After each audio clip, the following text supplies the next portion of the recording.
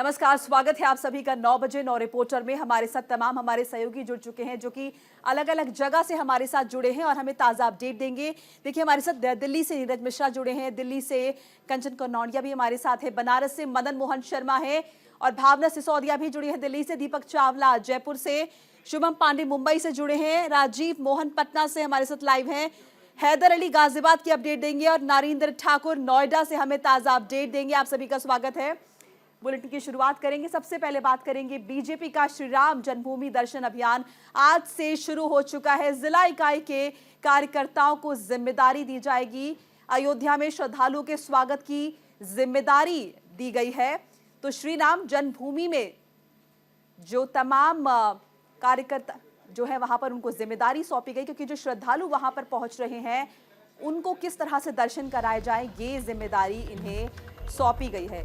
BJP का श्री राम जन्मभूमि दर्शन अभियान आज से अभियान की शुरुआत हो गई है। अयोध्या में बड़ी तादाद में श्रद्धालु पहुंच रहे हैं और किस तरह से इन श्रद्धालुओं को दर्शन कराए जाएं, इनका स्वागत सत्कार किया जाए, ये जिम्मेदारी सौंपी गई है।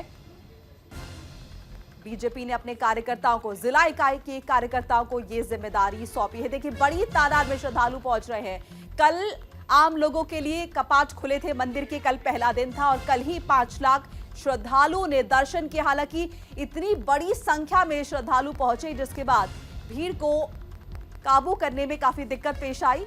प्रशासन के हाथ पांव फूल गए, हालांकि बाद में स्थिति नियंत्रण में की गई।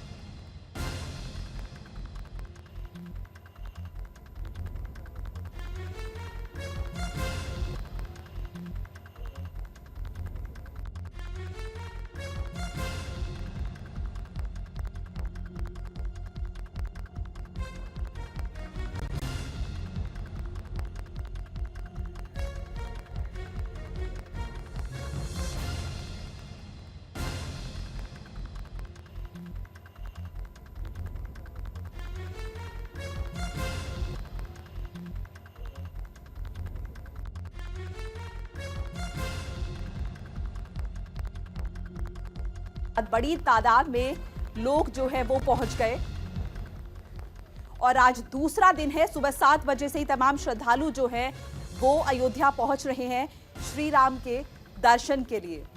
और जिला इकाई के जो कार्यकर्ता है उन्हें जिम्मेदारी सौंपी गई है भारतीय जनता पार्टी की तरफ से इनका स्वागत सत्कार किया जाए। और नीरज मिश्रा हमारे साथ जुड़ चुके इस खबर पर बातचीत के लिए। नीरज, तमाम तरह की तैयारियां भारतीय जनता पार्टी की तरफ से की जा रही है और जिला इकाई को यह जिम्मेदारी सौंपी गई ताकि जो लोग पहुंच रहे हैं उन्हें किसी भी तरह की दिक्कत पेश ना आए।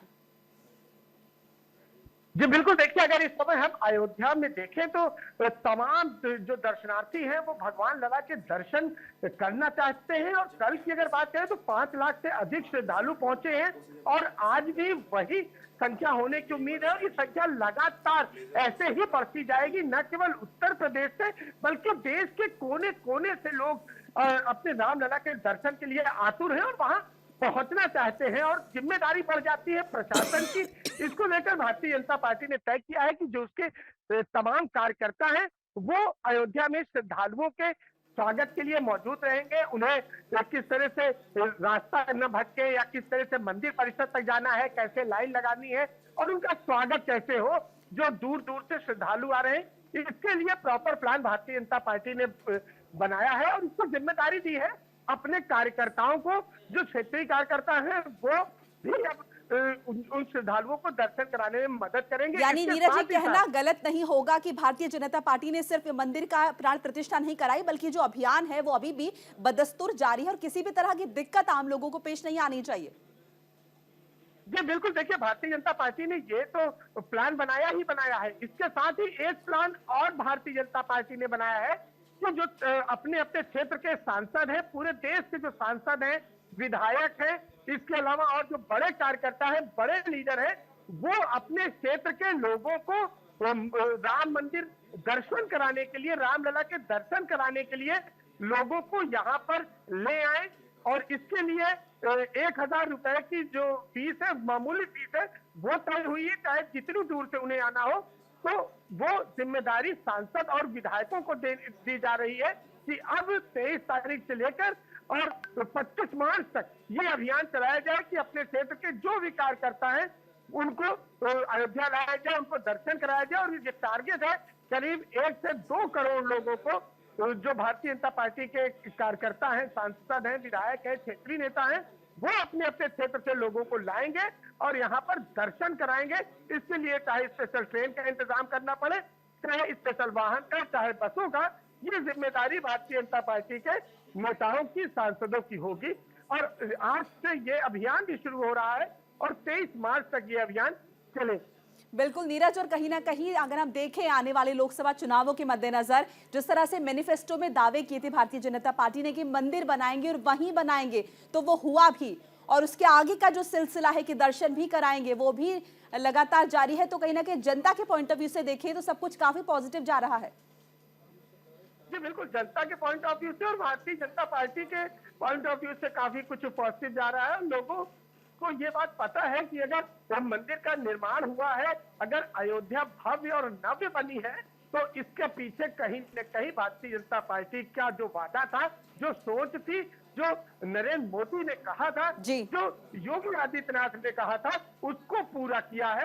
और हुबहू पूरा किया है, जैसा कहा था वैसा ही किया। ये जनता, आम जनता ये बात कह भी रही है कि अगर आज अयोध्या में लोग उमड़ रहे हैं, तो वादा किया था कि मंदिर वही बनाएंगे, तो मंदिर वही बनाया है, उसी तरह बनाया है। और रामलला की जो प्रतिमा है वो भी उसी बिल्कुल तरह शुक्रिया नीरज तमाम जानकारी और बातचीत के लिए। चलिए आगे बढ़ते हैं। असम से बड़ी खबर आपको बताते हैं। राहुल गांधी समेत 3 नेताओं पर एफआईआर दर्ज हुई है। भारत जोड़ो न्याय यात्रा के दौरान यह एफआईआर दर्ज हुई है। हिंसा करने और भीड़ को उकसाने का आरोप लगा है और मुख्यमंत्री हेमंत बिस्वा शर्मा के निर्देश पर एफआईआर दर्ज हुई है।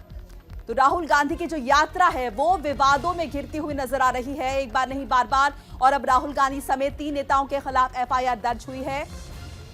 सीएम हेमंत बिस्वा शर्मा के निर्देश पर यह मामला जो है वो दर्ज हुआ है। फिलहाल ये यात्रा असम में है, लेकिन यहां पर विवादों में घिर गई है। मणिपुर से इसकी शुरुआत हुई थी और महाराष्ट्र के मुंबई में जाकर इसका समापन होना है। लेकिन इस बीच असम से बड़ी खबर अपने दर्शकों को बता दें। राहुल गांधी की भारत जोड़ो न्याय यात्रा विवादों में है। सीएम शर्मा के निर्देश पर एफआईआर दर्ज हुई है।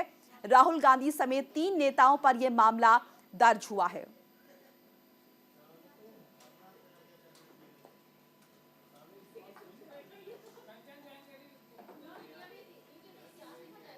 तो सीएम हेमंत बिस्वा ने निर्देश दिया है, जिसके बाद मुकदमा दर्ज हुआ है राहुल गांधी पर।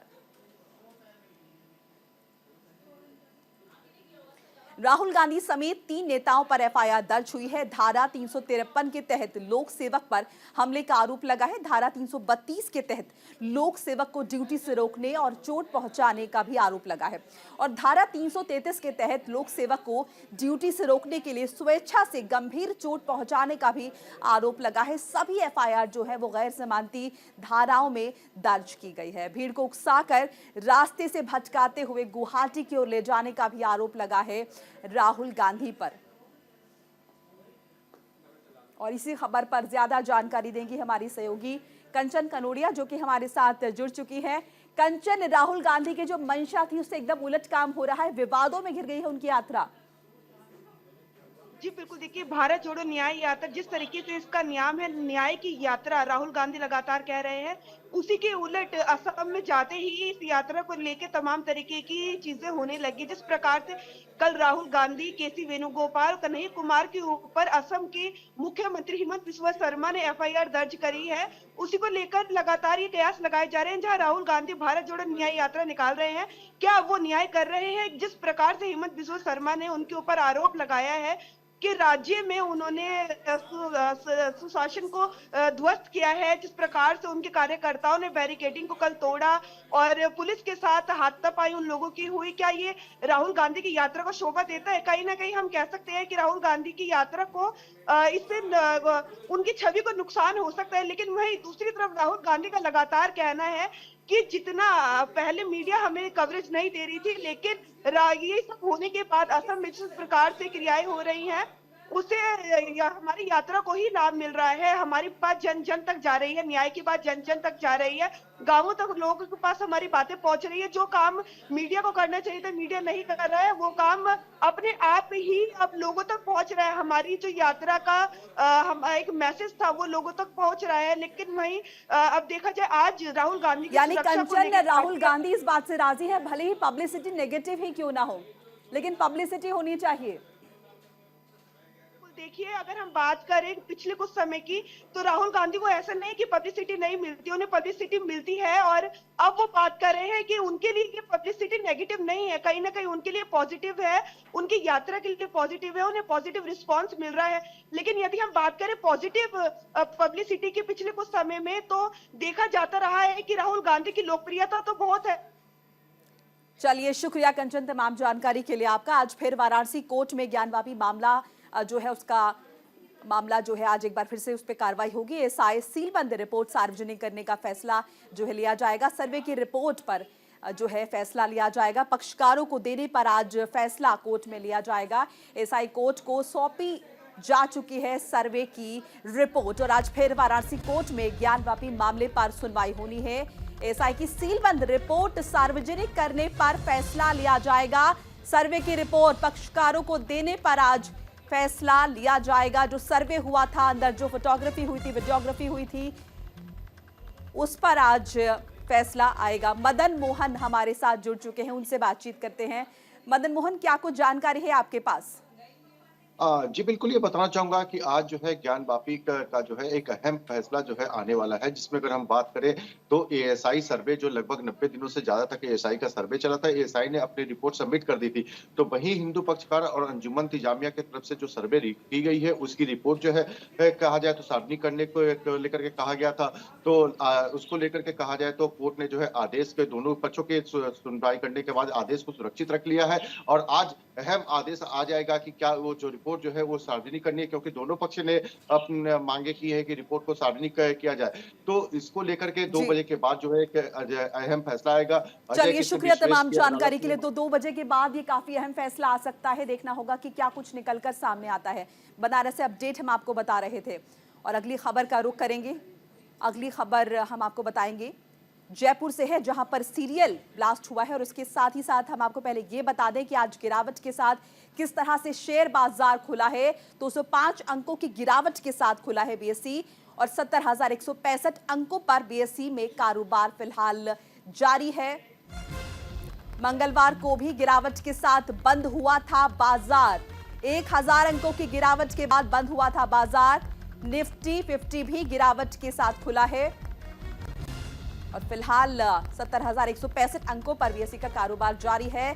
लेकिन अभी शेयर बाजार में एकाएक अचानक से गिरावट देखी जा रही है। मंगलवार को भी गिरावट के साथ बंद हुआ था बाजार और अभी निफ्टी 50 भी गिरावट के साथ ही खुली है, यानी कि जो अभी शेयर बाजार की शुरुआत हुई है वो भी गिरावट के साथ ही हुई है।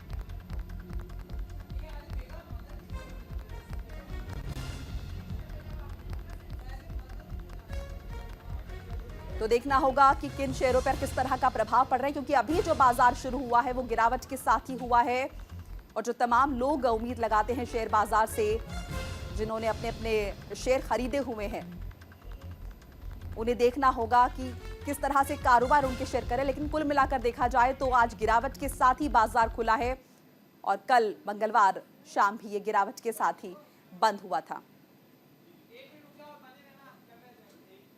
निफ्टी 50 भी गिरावट के साथ ही खुला है।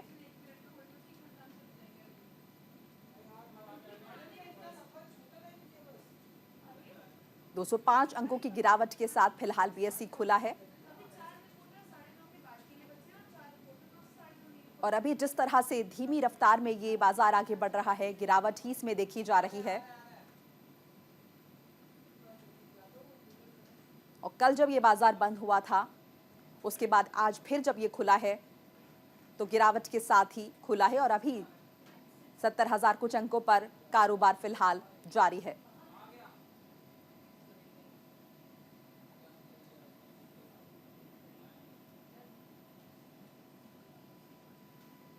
$70,165 अंकों पर बीएसई में कारोबार जारी है। निफ्टी 50 भी गिरावट के साथ ही खुला है।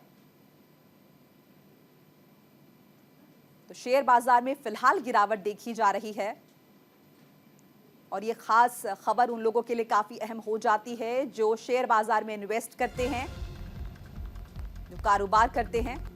1,000 अंकों की गिरावट के साथ बाजार बंद हुआ था और आज भी जब शुरुआत हुई है तो गिरावट ही देखी जा रही है।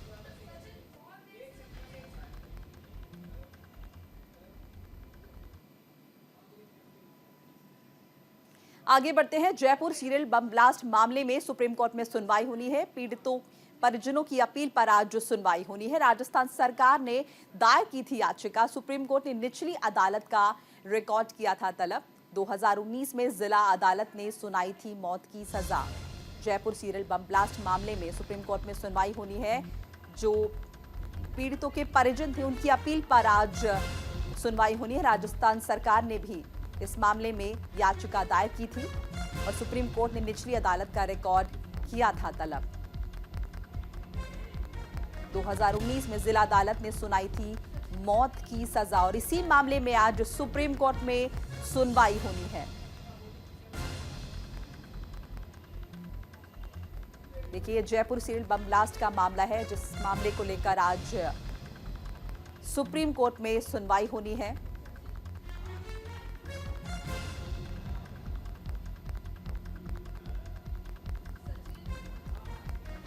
और दीपक चावला हमारे साथ जुड़ चुके हैं, जयपुर से हमारे संवाददाता है लाइव। दीपक, क्या कुछ अपडेट है आपके पास?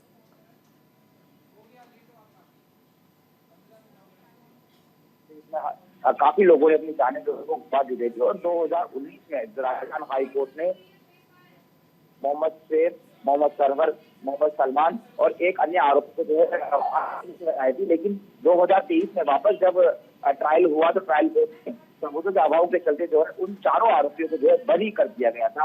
इस पूरे मामले को लेकर राजस्थान हाईकोर्ट और तत्कालीन जो सरकार है, कांग्रेस की सरकार सब, तो वो सुप्रीम कोर्ट में मैंने अर्जी दायर की है और इस पूरे मामले में आज जो है वो सुनवाई होगी। चारों आरोपियों को मौत की सजा, फांसी की सजा बरकरार है। इसको लेकर ये फैसला जो है अब सुप्रीम कोर्ट के हाथ में है। सुप्रीम कोर्ट पूरे मामले की सुनवाई करेंगे और आज जब जैसे ही सुप्रीम कोर्ट मामले की सुनवाई करेंगे उससे पहले राजस्थान हाईकोर्ट ने एक पत्र जो है वो यहाँ पर लिखा और कहा है कि हमें रिपोर्ट पेश करने में अभी थोड़ा और समय यहाँ पर चाहिए क्योंकि सारी जो पत्रावली है वो अभी। चलिए, शुक्रिया दीपक, तमाम जानकारी अपडेट के लिए आपका।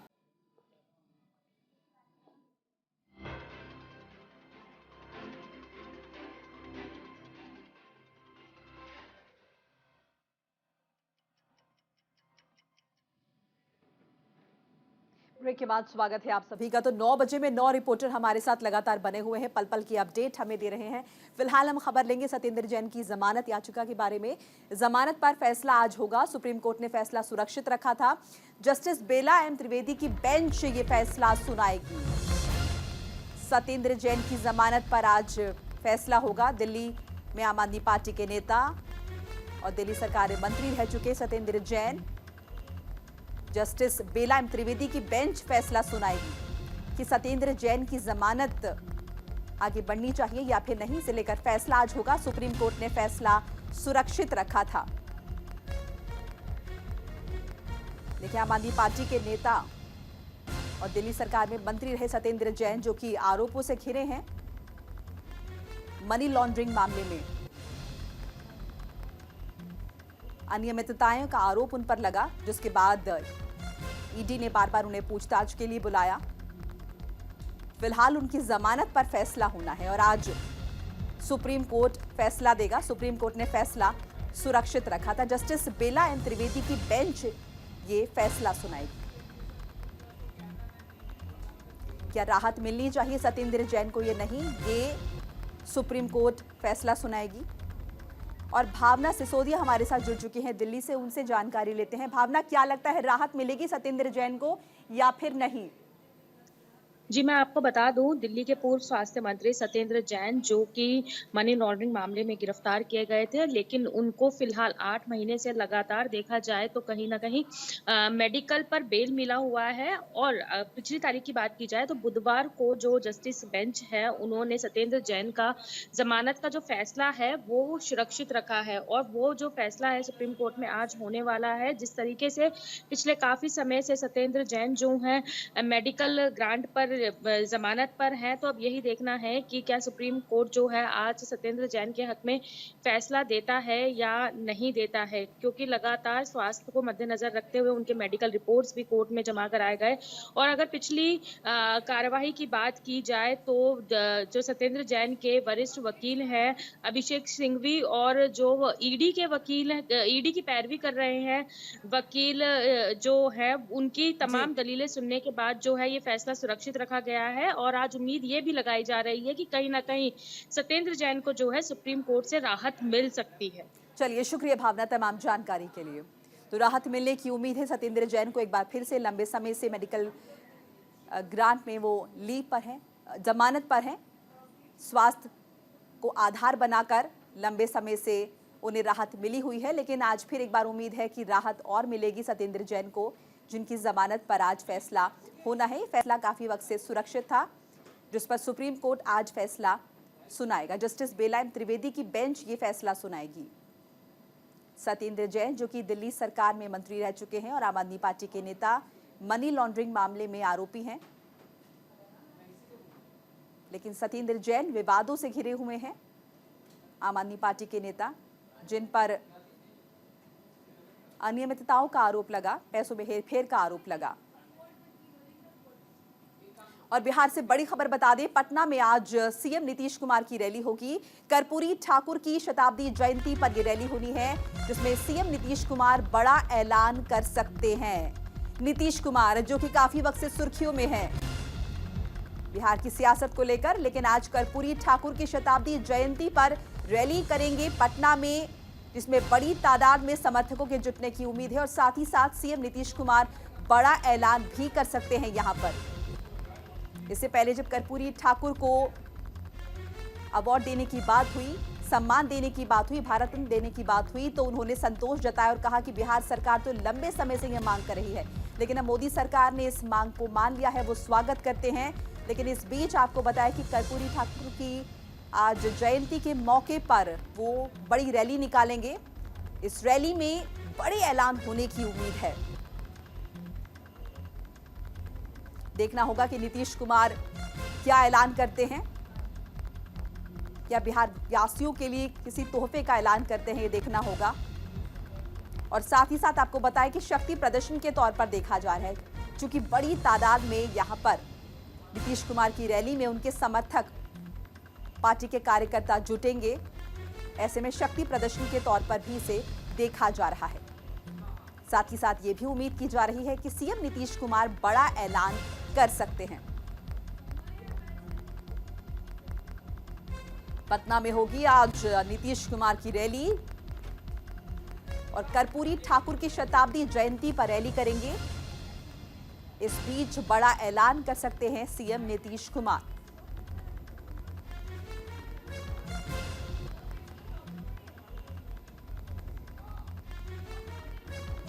कर्पूरी ठाकुर को भारत रत्न देने की मांग को मान लिया है। मोदी सरकार ने फैसला लिया है कि कर्पूरी ठाकुर को मरणोपरांत भारत रत्न दिया जाएगा और आज उन्हीं की शताब्दी जयंती है। इस मौके पर पटना के मौजूदा मुख्यमंत्री नीतीश कुमार बड़ी रैली का आयोजन करेंगे।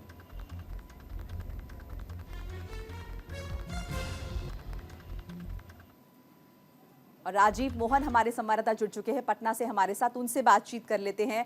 राजीव, क्या अपडेट है आपके पास, क्या ऐलान कर सकते हैं आज नीतीश कुमार? देखिए, बिल्कुल ये मुख्यमंत्री नीतीश कुमार जननायक कर्पूरी ठाकुर की जयंती हर साल मनाते आ रहे हैं, लेकिन इस बार इसलिए ये खास हो जा रहा है क्योंकि इस बार जातीय गणना हुई है सबको पता है कि जातीय गणना के बाद जो है वोट को पोलराइज करने के लिए जो राजनीतिक दल है अपने अपने स्तर से प्रयास कर रहे हैं। तो इसी के तहत अब नीतीश कुमार का ये जो है एक बड़ा रैली है और ये जयंती मनाया जा रहा है। इस जयंती के जरिए निश्चित तौर पर बड़ा ऐलान होगा, चूंकि आने वाले समय में चुनाव है, लेकिन वो ऐलान क्या होगा इसके लिए इंतजार करना होगा, क्योंकि तो नीतीश कुमार की राजनीति नहीं है, उसमें वो कभी कुछ ज्यादा बोलते नहीं है, कुछ इशारा करते नहीं है।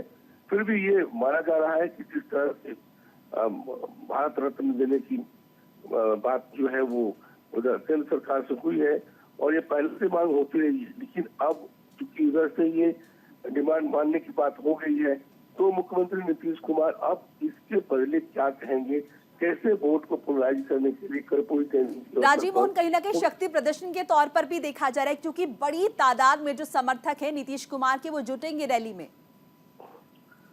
नहीं देखिए, बिल्कुल इस तरह की जो कार्यक्रम होते हैं उसमें शक्ति प्रदर्शन किया जाता है, इससे तो इनकार नहीं किया जा सकता है।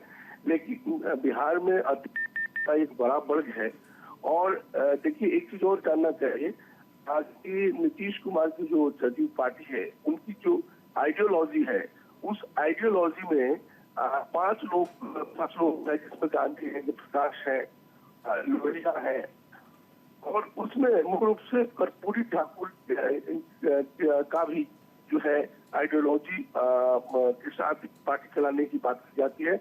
अगर जदयू का आप बैनर देखेंगे या उनका जो मैनिफेस्टो है, उनका जो बायलॉज है, सब में इसका जिक्र है कि आप बिहार के 5 लोगों के आइडियोलॉजी को लेकर साथ लेकर सामाजिक न्याय की बात करते हैं नीतीश कुमार। तो उसमें कर्पूरी ठाकुर के भी फोटो लगाए जाते हैं और कहा जाता है कि जदयू कर्पूरी ठाकुर जो है उनके आइडियोलॉजी के साथ चलते हैं। लेकिन बात यह है कि सारा चीज आ जाता है वोट बैंक पर। अब ये कर्पूरी ठाकुर के नाम पर पहले भी इस तरह की कह सकते हैं रैलियां हुई है। अब पार्टी देखिए, कर्पूरी ठाकुर जो रहे वो दलितों के, वंचितों के और पिछड़ों के नेता रहे हैं। उन्होंने समाज के लिए बहुत काम किया है। आज जब ये नीतीश कुमार ने कहा कि उन्हें सम्मान दिया जा रहा है, हम इसकी लंबे समय से मांग कर रहे थे, यानी जता दिया उन्होंने कि वो भी पिछड़ा वर्ग के हमेशा हिमायती रहे हैं।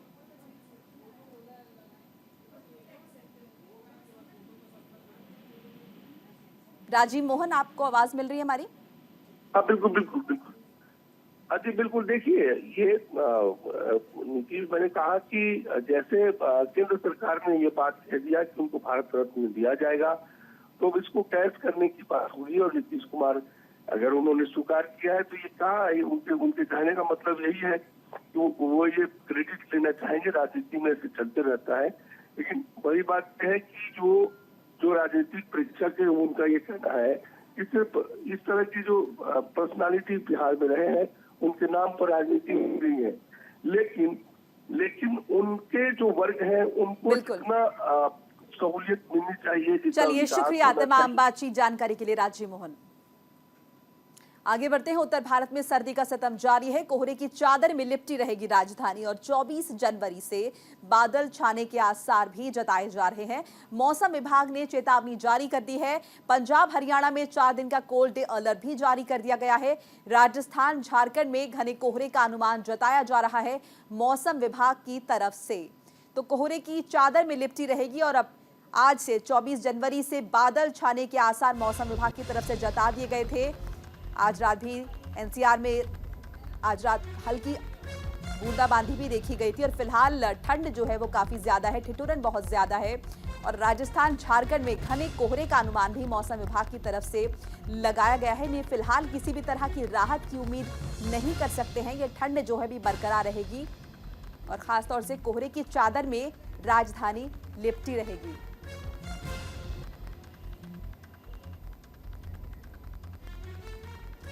और कोहरे की वजह से रफ्तार पर भी ब्रेक लगा है, यातायात पर बहुत असर पड़ा है। ट्रेन जो है वो लेट हो रही है, अपने वक्त से देरी से चल रही हैं, कई ट्रेन रद्द भी की जाती हैं और साथ ही साथ अगर उड़ानों की बात करें, हम फ्लाइट्स की बात करें तो वो भी तयशुदा वक्त से देरी से चल रही है, जिसका खामियाजा भुगतना पड़ रहा है जो तमाम लोग, जो यात्री हैं, जो एक जगह से दूसरी जगह पर ट्रैवल करने वाले हैं। जाहिर है कोहरा ज्यादा है तो विजिबिलिटी पर इसका असर पड़ता है, जिसकी वजह से जो यातायात है, जो वाहन है, वो अपनी जो कैपेसिटी है उससे धीमी स्पीड से चलते हैं और यही इसका असर, कोहरे का असर सड़कों पर भी देखा जा रहा है। लोग धीमी रफ्तार में जाने को मजबूर हैं। वहीं ठंड से बचने के लिए लोग सड़कों पर अलाव का सहारा भी ले रहे हैं।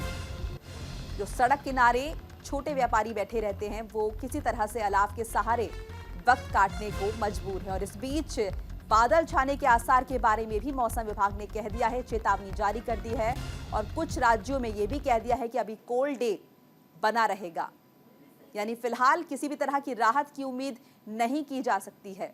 मौसम विभाग ने यह साफ कर दिया है, ठंड अभी कुछ और दिन परेशान करेगी। खासतौर से पंजाब हरियाणा में 4 दिन का कोल्ड डे अलर्ट जारी किया गया है मौसम विभाग की तरफ से और यह भी कह दिया है कि 24 जनवरी यानी आज से बादल छाने की उम्मीद है। तो पूरा उत्तर भारत फिलहाल ठंड की चपेट में है और लगातार मौसम विभाग अलर्ट जारी कर रहा है कि अगर जरूरत हो तभी अपने घरों से बाहर निकले। और ये देखिए तस्वीरें, ये ताजा तस्वीरें आपको दिखा रहे हैं आज सुबह की, किस तरह से धुंध बरकरार है और धुंध की वजह से जो ट्रैफिक है उसकी रफ्तार धीमी पड़ती हुई नजर आ रही है। लोग गर्म कपड़ों में लिपटे हुए हैं और जो सड़क किनारे लोग वक्त काटने को मजबूर हैं वो किसी तरह से अलाव का सहारा ले रहे हैं। अगर हम ये कहें कि धुंध की वजह से विजिबिलिटी काफी कम है और कुछ दूरी पर ही सामने कोई अगर ऑब्जेक्ट है तो वो साफ नजर नहीं आ रहा, ये कहना गलत नहीं होगा।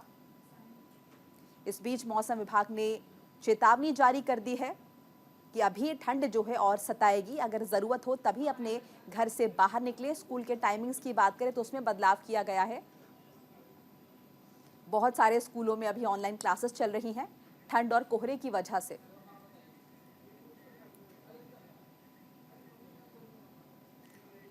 और हमारे साथ इस पर अपडेट देने के लिए गाजियाबाद से हैदर अली जुड़ चुके हैं। हैदर, क्या अपडेट है आपके पास? गाजियाबाद में किस तरह की स्थिति है?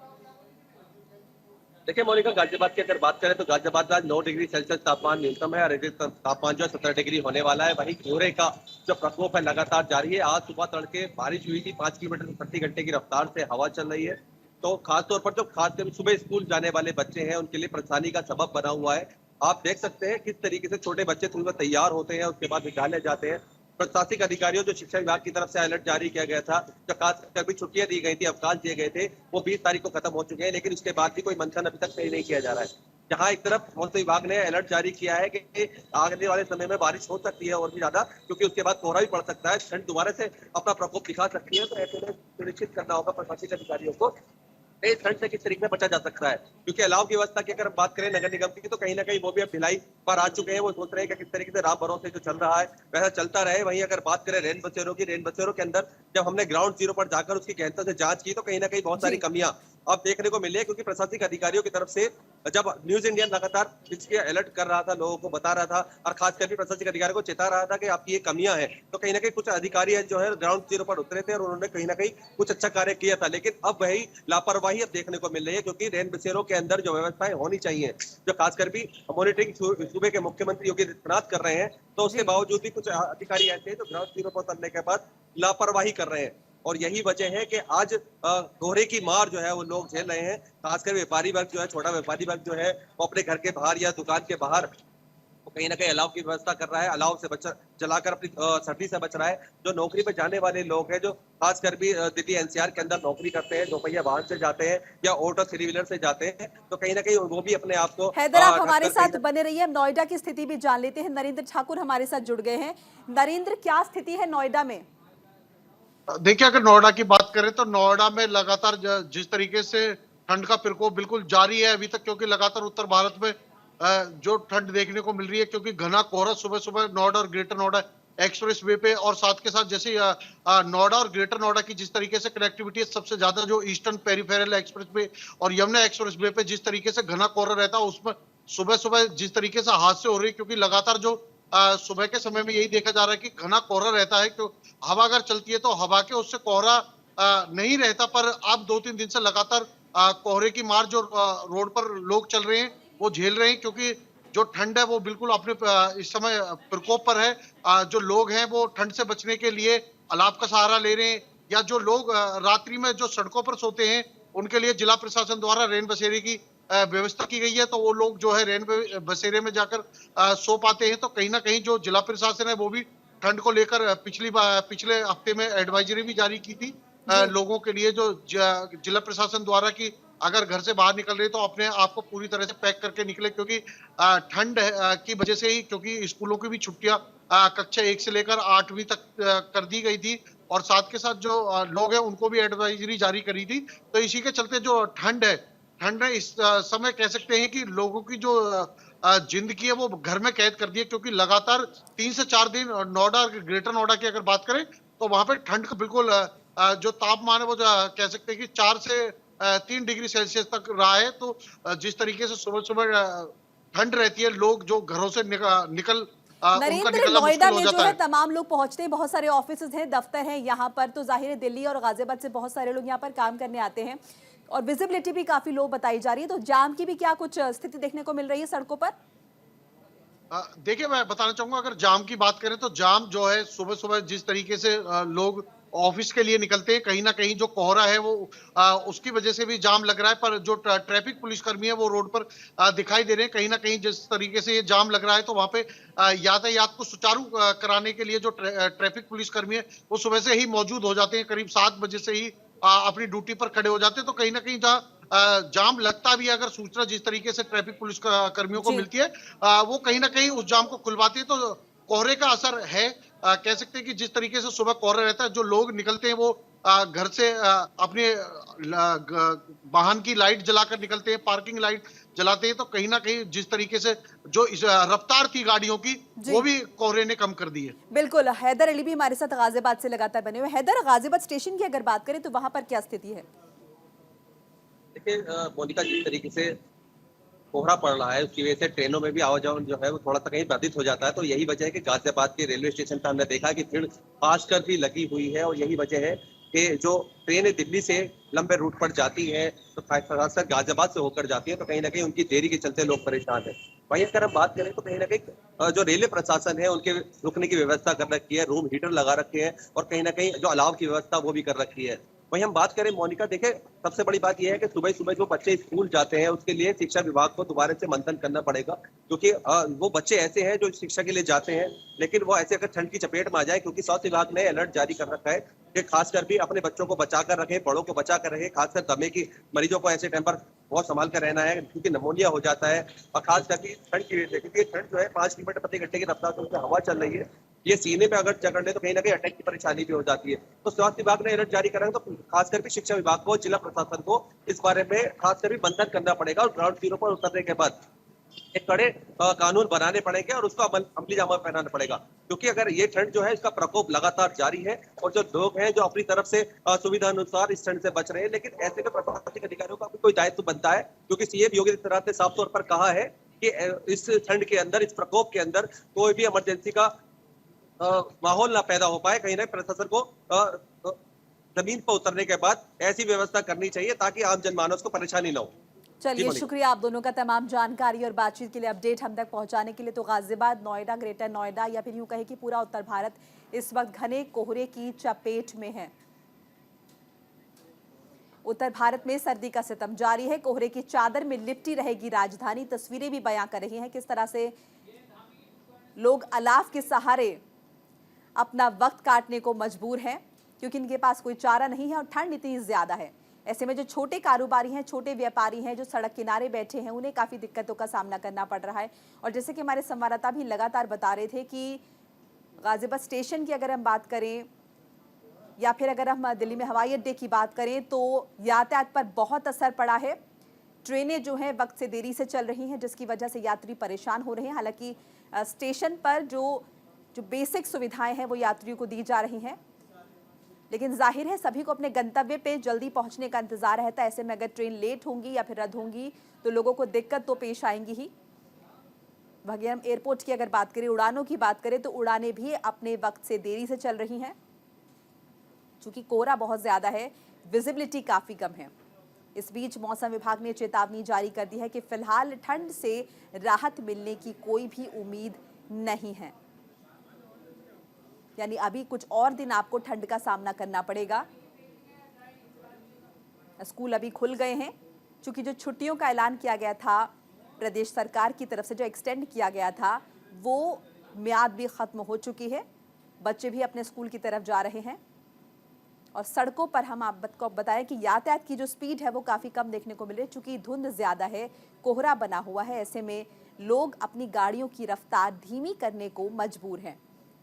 वाहन पार्किंग लाइट जलाकर चल रहे हैं ताकि किसी भी हादसे से बचा जा सके, क्योंकि सामने का जो ऑब्जेक्ट है वो नहीं नजर आ रहा है धुंध की वजह से।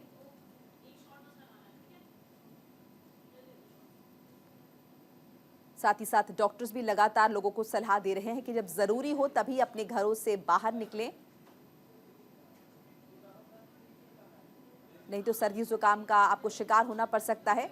खासतौर से छोटे बच्चे और जो वरिष्ठ हैं, जो बुजुर्ग हैं, उन्हें ये सलाह दी गई है कि वो अपने घरों से बाहर ना निकले, अगर बहुत जरूरत पड़े तभी बाहर निकलें। लेकिन जो लोग अपने ऑफिस जा रहे हैं, जो लोग अपने दूसरे काम के लिए जा रहे हैं, उन्हें मजबूरन अपने घर से बाहर निकलना ही। ऐसे में उन्हें ये सलाह दी जाती है कि गर्म कपड़े पहनकर ही घरों से बाहर निकलें।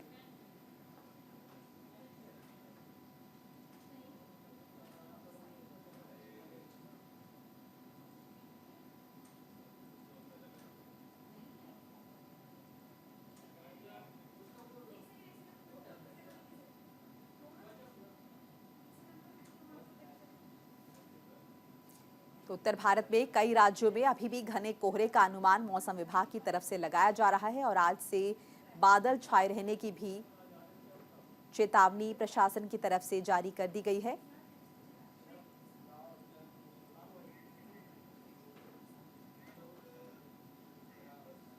और फिलहाल इस बुलेटिन में इतना ही। खबरें लगातार जारी है न्यूज़ इंडिया पर। नमस्कार।